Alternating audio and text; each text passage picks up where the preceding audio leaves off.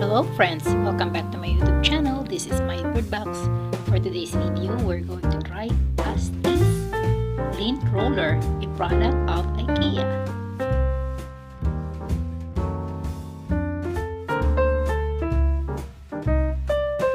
This video is not sponsored by Ikea.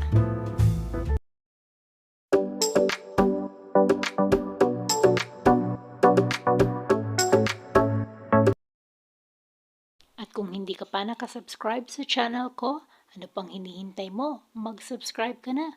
Hit the bell icon para updated ka sa lahat ng videos ko. Hello guys! Are you worrying about your fluff on clothes, micro dust, hair of pets, and what else? Dust? Human hair on your clothes, on your sheet, on your carpets, or even your towels. I have found a solution, and it's so easy to use, and I'm going to show you now.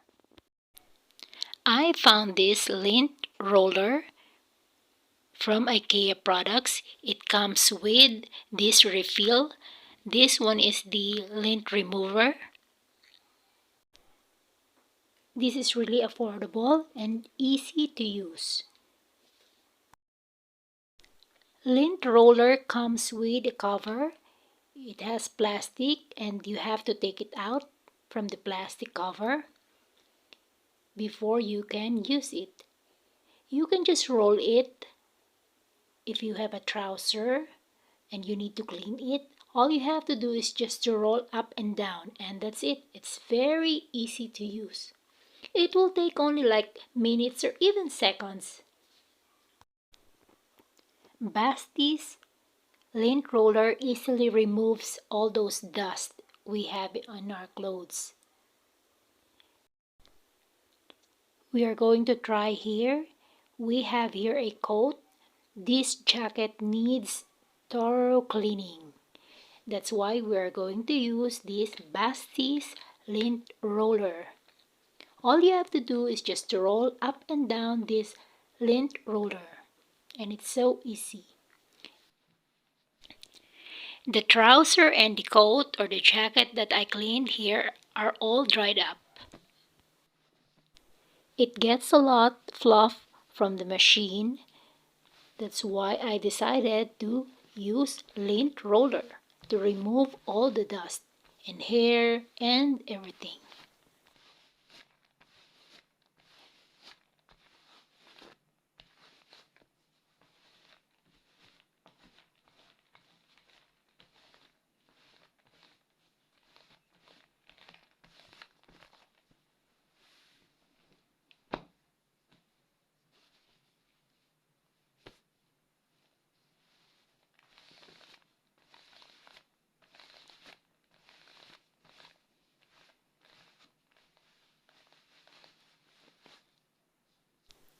If you can see here, the white color of the paper or the sheet turns to color black. It means marami nang nakuhang dumi, dust, human hair, pet's hair, and fluff.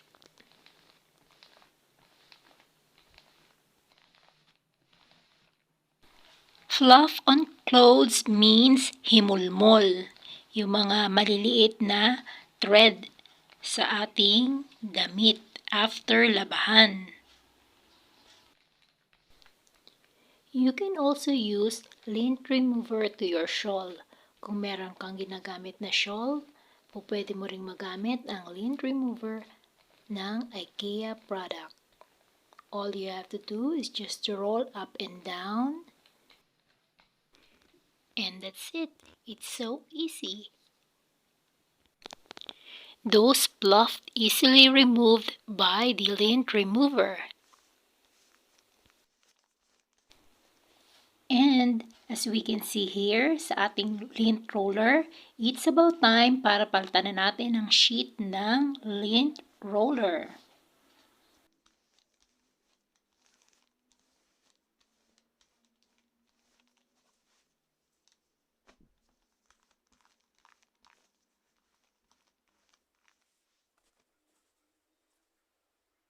You can also use your lint roller to your towel, hand towels, or even bath towels.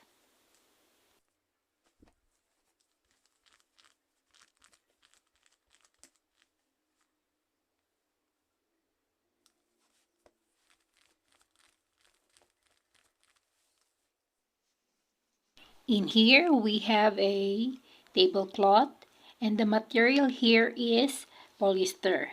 You can also use this lint roller even the texture or the textile is cotton or polyester. Ayan guys, it looks like it's very easy to use this lint remover. And once na hindi na dumidikit ang ating lint roller, madali natin itong mapapalitan ng sheet. All we need to do is to take the old ones. And yan, susubukan naman natin gamitin ito sa ating bathroom rug. Ayan, same procedures lang din tayo. I-roll lang din natin ang ating lint roller para ma-remove ang mga microdust and so on and so on. It took me like 3 minutes para malinis ang bathroom rug. And look guys, ayan, malinis na ang ating rug. I got this lint roller from Ikea, Philippines, but this Ikea product is from Sweden. And guys, we are about to change the sheet now. We're done.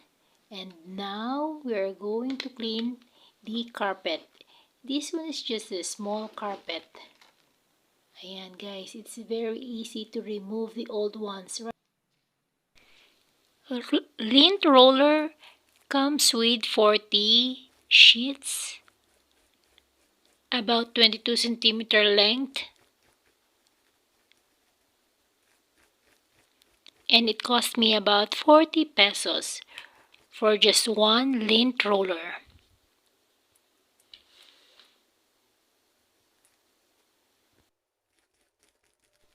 So since you have the roller already, all you need to do is just to buy the refill once you don't have enough sheets. Cleaning this carpet, this small carpet, took me about 3 minutes or so. And it's the same procedure, just roll the roller up and down, and that's it.